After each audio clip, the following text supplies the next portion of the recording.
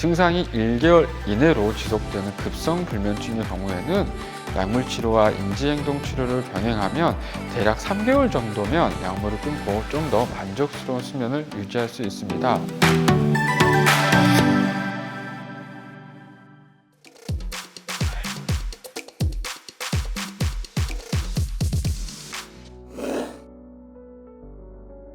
네, 불면증은 앞서 말해서 정신건강을 영향을 줄 수 있는 가장 큰 증상이라고 말씀드렸었는데요.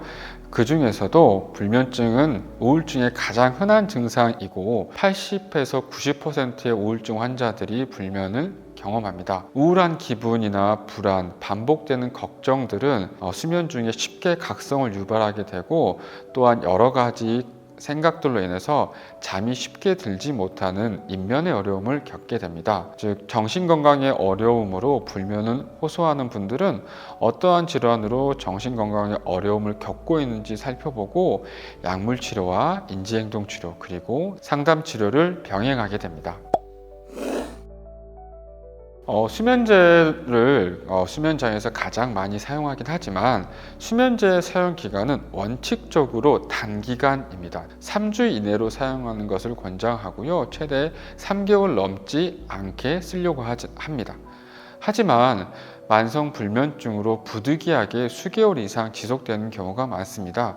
이는 수면제 복용으로 인한 내성과 의존성을 인지하면서도 약물 복용의 편의성 혹은 진단 과정의 어려움 등의 이유로 지속해서 복용하게 됩니다. 수면제는 원인 치료제라기보다는 대증요법제입니다. 불면증의 원인도 모르는 채 수면제를 습관적으로 사용하는 것은 바람직하지 않습니다. 수면 전문가들은 불면증의 특성, 약물의 특성을 통해 가장 적절한 수면제를 고르고 이에 따른 용법을 정합니다. 때론 수면제가 수면 무호흡증이라든지 호흡기 질환, 알코올 관련 질환이라든지 노인 등에서는 수면 장애를 악화시킬 수도 있습니다. 개인마다 굉장히 차이가 날 수 있습니다. 불면증의 경우에는 증상의 지속 기간이 어느 정도였는지에 따라 다를 것 같습니다. 증상이 1개월 이내로 지속되는 급성 불면증의 경우에는 약물 치료와 인지행동 치료를 병행하면 대략 3개월 정도면 약물을 끊고 좀 더 만족스러운 수면을 유지할 수 있습니다. 그 불면증 이외에 수면 장애, 즉 수면 무호흡증이라든지 기면증은 완치의 개념을 사용하지는 않고 증상을 조절하는 데 목적이 있습니다.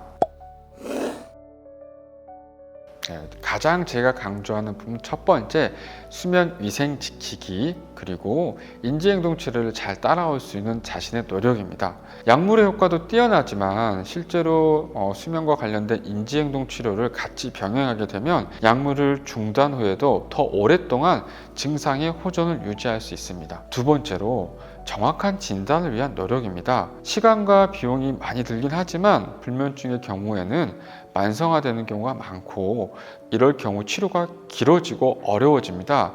따라서 증상이 심하지 않을 때는 전문가의 정확한 진단을 통해서 접근하는 치료가 필요합니다. 수면 위생에 대해서 이야기를 드렸는데요. 수면 위생은 먼저 잠자리에 드는 시간과 아침에 일어나는 시간을 일정하게 규칙적으로 해야 합니다. 또한 주간에 40분 정도 땀이 날 정도의 운동은 수면에 도움이 됩니다. 하지만 잠자기 3, 4시간 이내의 과도한 운동은 오히려 대사를 항진시켜 수면을 방해할 수 있으니 피하도록 하는 게 좋습니다. 또 낮잠은 가급적 안 자도록 하는 게 좋고요. 자더라도 30분 이내로 제한하는 게 좋습니다. 또한 잠자기 전에 4시간에서 6시간 전에는 카페인, 즉 커피, 콜라, 녹차, 홍차 등이 있는 음식을 되도록 먹지 않도록 하시고 하루 중에도 카페인 섭취를 최소화하는 것이 좋습니다. 수면 장애가 있으신 분들이 이제 커피 같은 걸 많이 드시는데 저한테 물어봅니다. 그럼 언제 커피를 마시는 게 좋습니까? 물어보면 보통 오후 2시 이전에 하루에 한 잔 정도는 괜찮습니다. 말씀을 드리고요.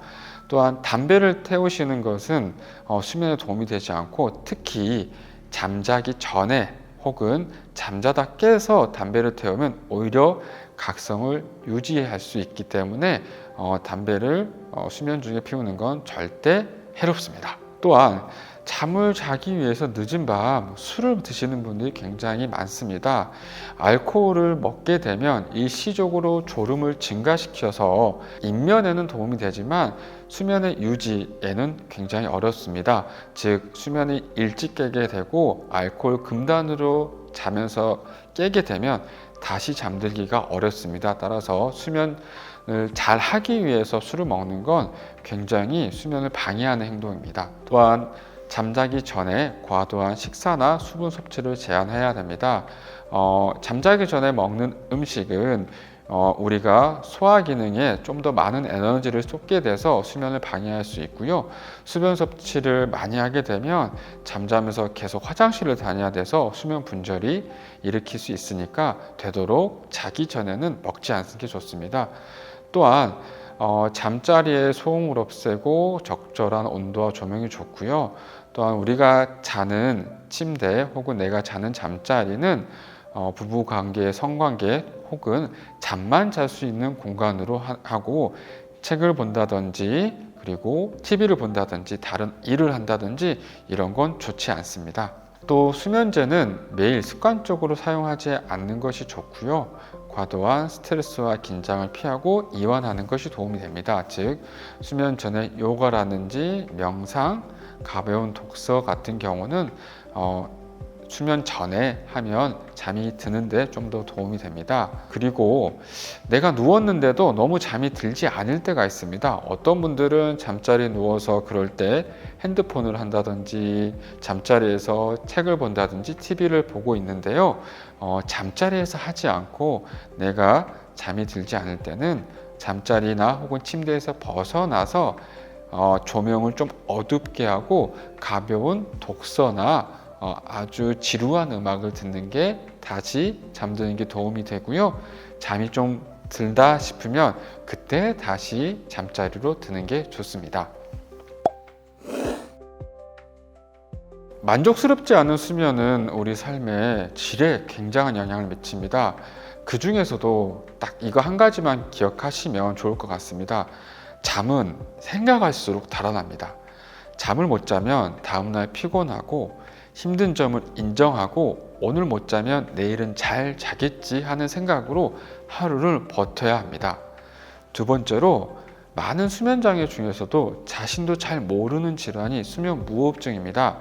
나이가 들어갈수록 그리고 체중이 많이 나가는 비만 환자일수록 코골이가 심할수록 나타나지만 잠에 불편감이 없는 분도 있기 때문에 그냥 방치하는 경우가 많습니다. 하지만 수면 무호흡증은 수면 중 반복적으로 무호흡과 조흡이 지속되어 뇌의 저산소증을 야기하고 수면 유지에 어려움이 생기게 되면서 몸은 스트레스 상황으로 발전하게 됩니다. 이러한 스트레스 상황에서는 혈압도 올라가고 당 분비도 높아지면서 뇌졸중이나 뇌경색, 심근경색, 부정맥, 그리고 우울증이나 기분장애, 그리고 치매 위험률이 굉장히 높아집니다. 혹시 자신이 의심이 되면 고민하지 마시고 전문가를 찾아 치료하시면 좋겠습니다. 지금까지 기억드림 정신건강학과 원장 김남준이었습니다. 감사합니다.